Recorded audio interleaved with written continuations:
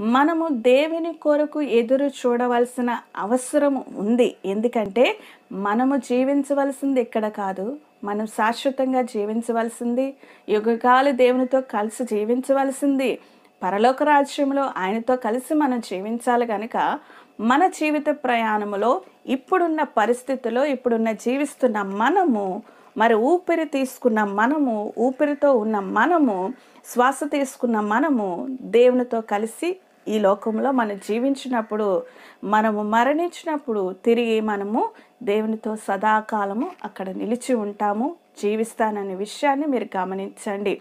మీరు ఇక్కడ జీవించకపోతే, దేవునితో జీవించకపోతే, దేవుని కోసం మీరు ఎదురు చూడకపోతే, మీరు శాశ్వతమైన లోకానికి కానీ ప్రయాణానికి కానీ మరి పరలోక రాజ్యానికి మనము వెళ్ళలేని పరిస్థితిలోనికి వెళ్ళిపోతాం.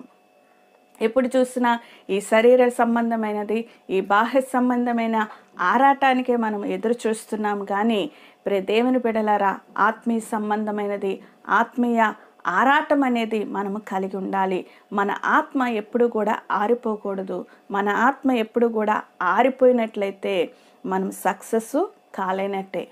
కాబట్టి ఈ విషయాన్ని మీరు గమనించండి దేవుని బిడ్డలారా.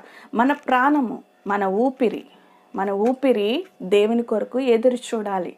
మన ప్రాణం ఎప్పుడు కూడా దేవుని కొరకు కనిపెట్టాలి. మన ప్రాణం ఎప్పుడు కూడా దేవుని కొరకు ఎదురు చూస్తూ ఆయనతో కలిసి జీవించినట్లు మనము ప్రయత్నం చేయాలి, మనము కనిపెట్టగలగాలి.